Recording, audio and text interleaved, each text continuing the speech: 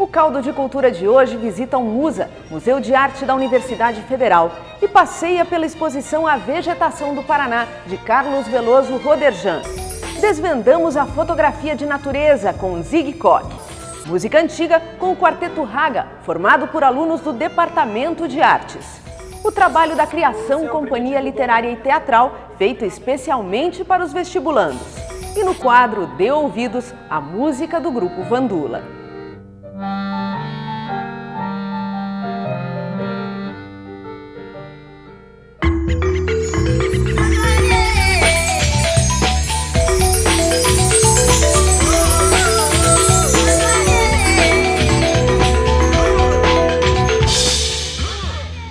Olá, ele é jovem, tem pouco mais de um ano e nasceu com um acervo rico em obras de artistas paranaenses. Conheça o MUSA, Museu de Arte da Universidade Federal do Paraná. No edifício eleito pela população de Curitiba como símbolo da cidade, fica o MUSA, Museu de Arte da Universidade Federal do Paraná. As portas do espaço foram abertas em abril de 2002, com a proposta de desenvolver atividades junto ao público interno e externo. Para a comunidade, um encontro com a arte bem no centro da cidade. Para os alunos, uma fonte de pesquisa e estudo. Todos esses projetos oferecem aos alunos experiências no sentido de preparar, junto inclusive às vezes com os organizadores, curadores das amostras, dessas mostras, as exposições, selecionar, preparar os textos, e também uma ação educativa importante, que é a de recepção do público, né, de acompanhamento do público e, às vezes, estímulo a determinadas visitas que a gente chama de visitas monitoradas. Não que seja necessário, obrigatoriamente, que alguém esteja acompanhado dessas pessoas para desfrutar da exposição, pelo contrário. Mas, às vezes, por exemplo, o trabalho educativo, agendamento com escolas ou com turmas escolares, é muito interessante, porque isso, envolvendo uma população de idade diferente, às vezes promove algumas atividades lúdicas que fazem com que esse público entenda mais o que está aqui, a proposta não só do espaço, mas também do determinado artista que está expondo.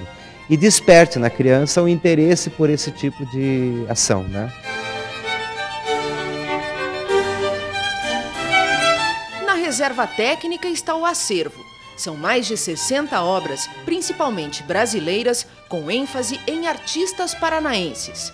Aqui encontramos Teodoro Debona, Leonor Boteri, Fernando Calderari, Ângela Parra e muitos outros. Esse acervo é um acervo bastante representativo da arte contemporânea paranaense. Foi constituído em grande medida pelas premiações que a universidade bancava nos salões de arte, no Salão Primavera, no Salão de Arte Paranaense, e também através da delegacia do MEC, que depois de extinta vem a ser incorporado ao acervo da UFPR. Fora isso, algumas doações. Gente da comunidade universitária e gente de fora dela tem feito doações, já fizeram doações, né? Então, havia necessidade de um espaço que abrigasse adequadamente e colocasse todo esse acervo, de certa maneira, acessível à população e sendo trabalhado enquanto material de pesquisa.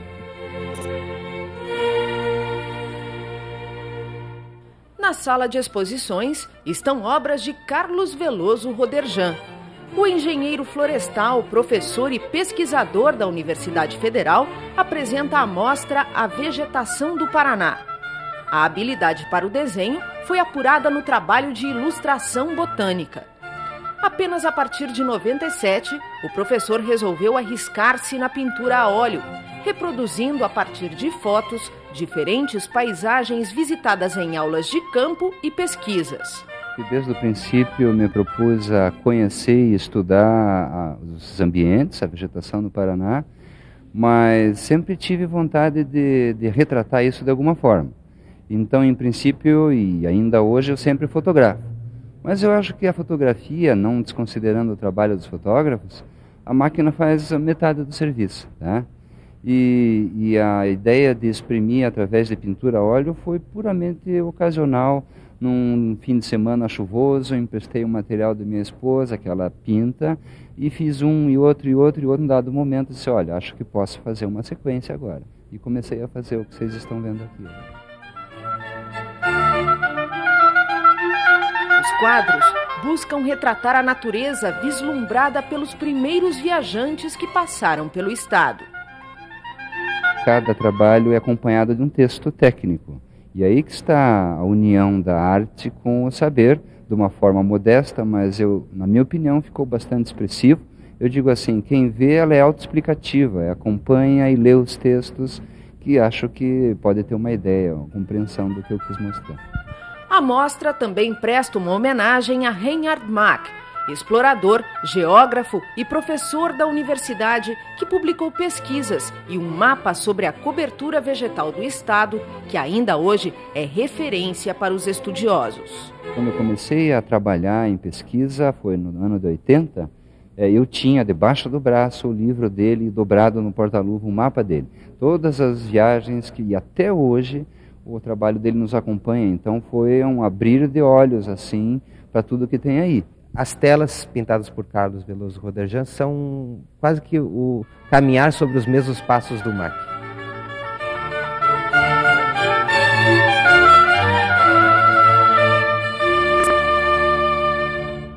Um dos quadros apresentados pelo professor Carlos Veloso Roderjan na mostra A Vegetação do Paraná foi feito a partir de uma fotografia de Zig Koch.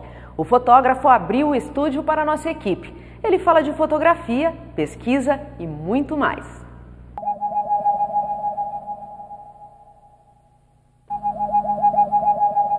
A natureza é o foco principal das lentes de Zig Koch. São imagens que estão em livros, revistas, calendários. Algumas exigiram bem mais do que um olhar atento. Para fotografar o galo da serra, foram necessárias 2 viagens à Amazônia e muita paciência. Para fazer essa fotografia eu tive que ir 2 vezes, a primeira vez para localizar aonde ele estava exatamente e tentar produzir com as pessoas que conheciam o local e tudo.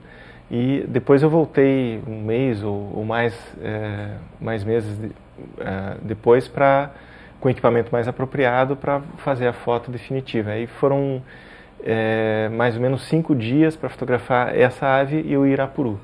Mas o trabalho vai além do campo. No estúdio, as fotografias passam por uma seleção e depois vão para o computador. Digitalizo a imagem no scanner, imagens como essa ele pode produzir até 30 por 45 centímetros, né, com qualidade para impressão em offset. E aí a gente trabalha a foto mais para acertar cor, coisa. Eu não faço montagem de fotos, né? Eu apenas dou uma acertada na fotografia. Até porque cada mídia que você usa, ela interpreta as cores de forma diferente. Então você precisa acertar a cor conforme o uso que você vai fazer da foto. Se é uma ampliação fotográfica é uma coisa, se é uma plotagem é outra coisa, se é para aparecer em monitor é outra coisa, e se é para offset, que é o mais usado, é outra saída, né? Então você tem que acertar a foto para caso a caso. E nunca ela vai ser uma igual à outra, né? No arquivo, mais de 80 mil cromos, catalogados num sistema criado pelo próprio fotógrafo. As informações sobre cada imagem são armazenadas num banco de dados. Eu uso vários livros de consulta, né, desde mamíferos, aves, botânica, que são livros de apoio, na verdade. A identificação mais séria é feita por biólogo especializado na área, né? A borboleta a gente leva para um biólogo na universidade, um professor na universidade. Aves, tem vários amigos meus, aves eu entendo um pouco mais também, muitas eu consigo identificar.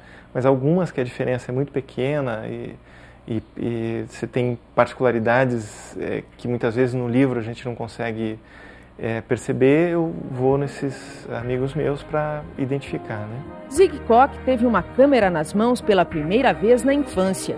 Na adolescência, foi fotógrafo amador e na década de 80 trocou a carreira de arquiteto pela fotografia. Valeu a pena? Não é um trabalho, vamos dizer, fácil, mas é o que eu gosto de fazer, né?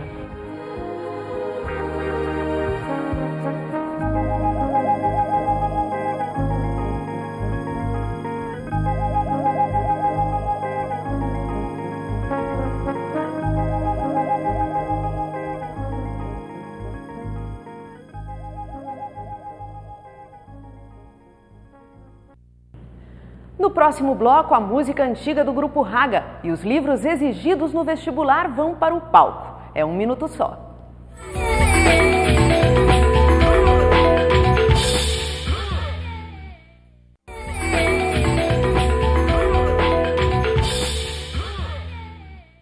Uma matéria do curso de Educação Musical deu início a um projeto de 4 alunos do Departamento de Artes. Apaixonados por música antiga, eles formaram o Grupo Raga.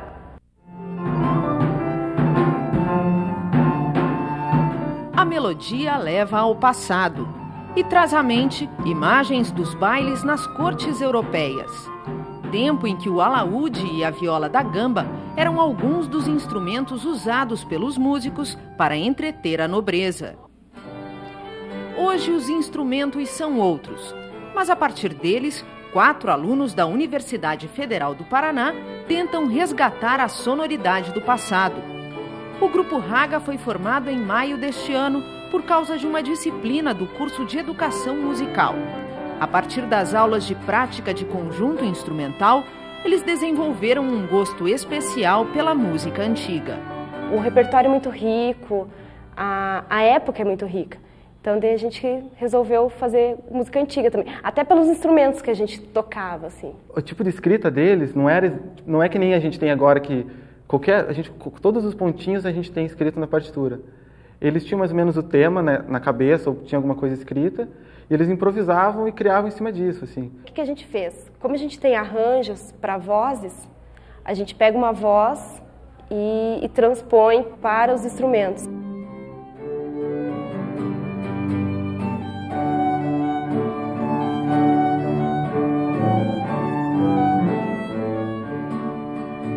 As peças são executadas por violino, violoncelo, violão e órgão ou piano. Na época barroca era diferente o violino, ele não tinha a queixeira, que é essa peça aqui. As cordas também eram de tripa de animal. Ele tinha algumas mudanças no ângulo do espelho, o arco também era totalmente diferente. Então, no barroco foi onde teve o auge do violino, foi o período onde o violino assumiu o destaque na orquestra e nas músicas e cordas. Na maioria das vezes, o que se tocava, o que acham, dá para transferir para o violoncelo, né? Apesar do violoncelo ter uma potência maior que a viola da gamba, né? E por isso não chega ao ideal, né? O ideal sonoro da época, mas a gente tenta transferir e tocar do jeito que mais ou menos parecendo como na época, né? A criação do quarteto abriu a possibilidade de aprofundar os estudos e tem ajudado na formação de cada integrante. O grupo já se apresentou 2 vezes no Ciclo Sonora, promovido pelo Departamento de Artes.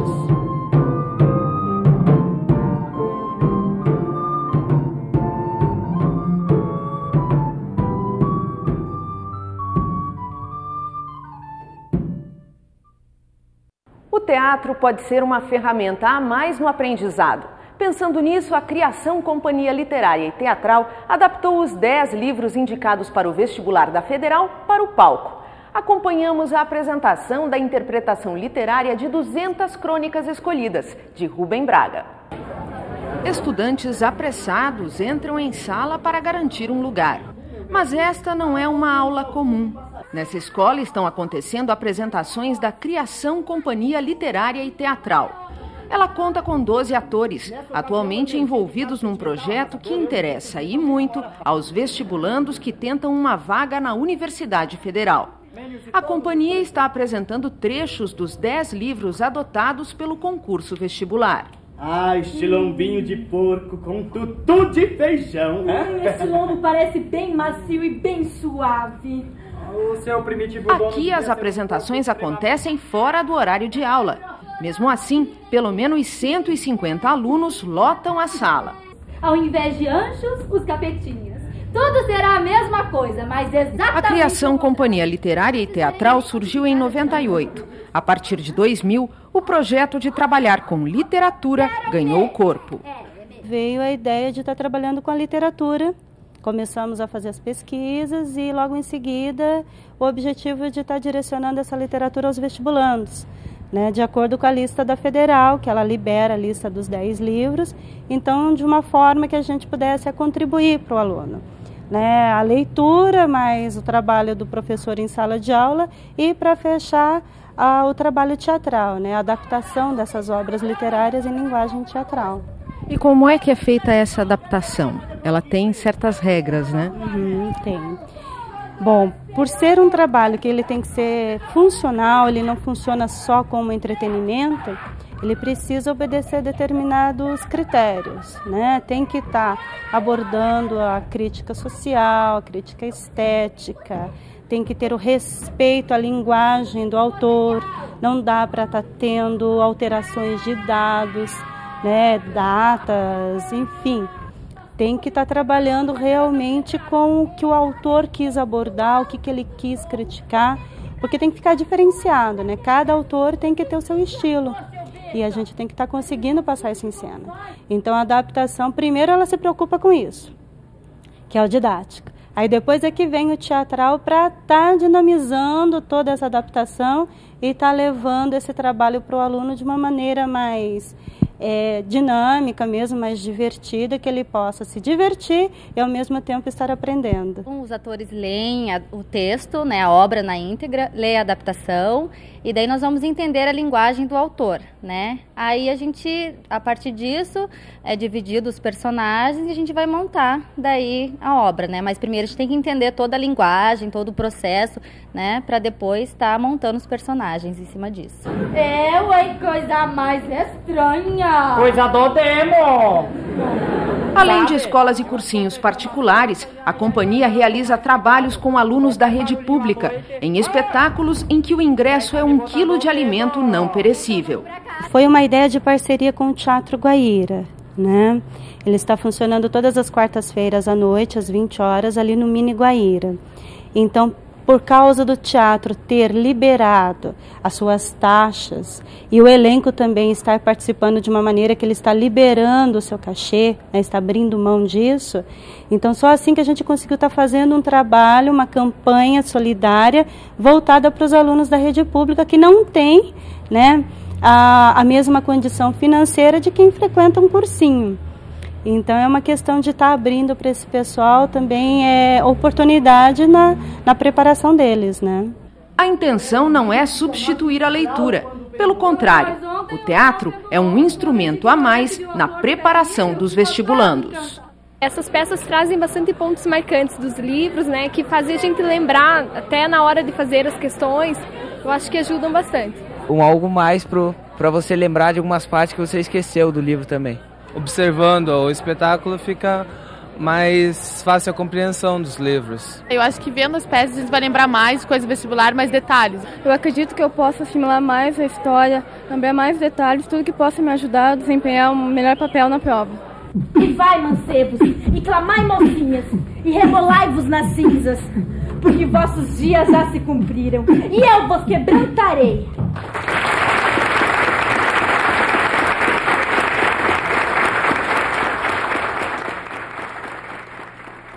No próximo bloco, dê ouvidos ao grupo Vandula.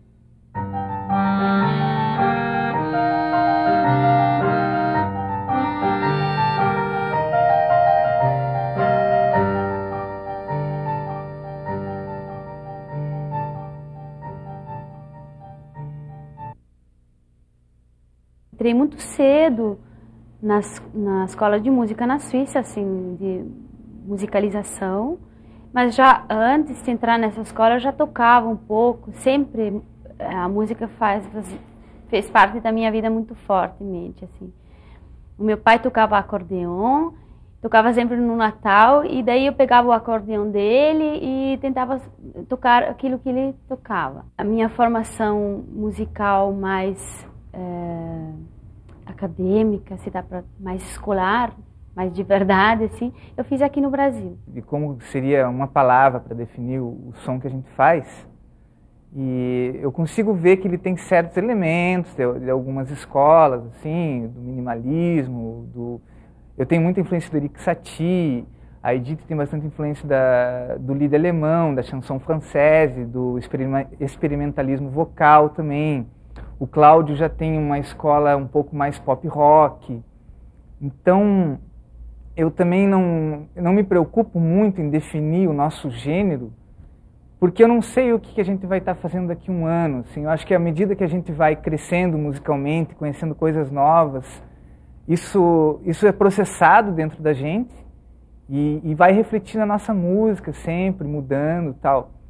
Então, eu acredito que seja um gênero de música que ainda guarda a classificação mesmo.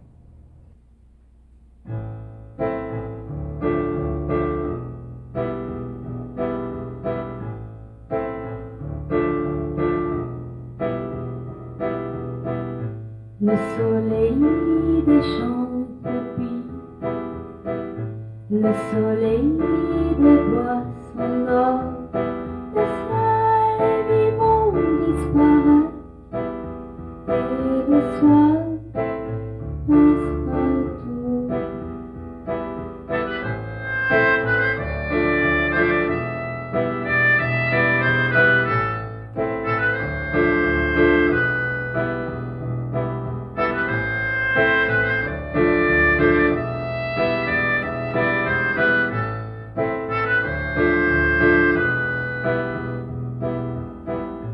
Les oiseaux n'ont qu'une route, toute immobilité,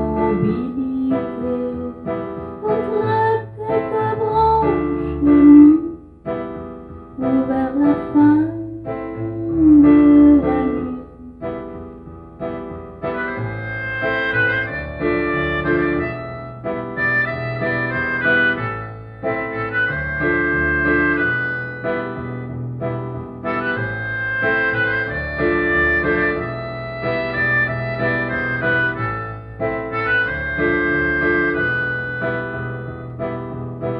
Viendra la nuit de la fin, l'inhumaine nuit des nuits. Le froid sera froid terre, dans la vigne et d'en dessous. Une nuit sans insomnie, sans un souvenir du jour. Une merveille ennemie, prête à tout et prête à tous. La mort ni simple ni double, la mort ni simple ni double, sans toi, sans toi, sans toi.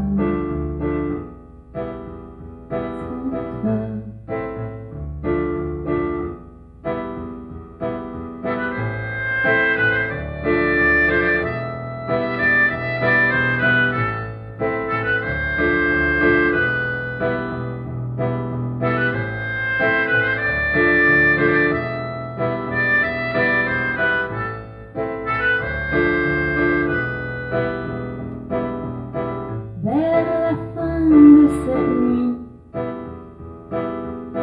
car nul espoir n'est permis, car je ne risque plus rien, car je ne risque plus rien, sans toi, sans toi, sans toi.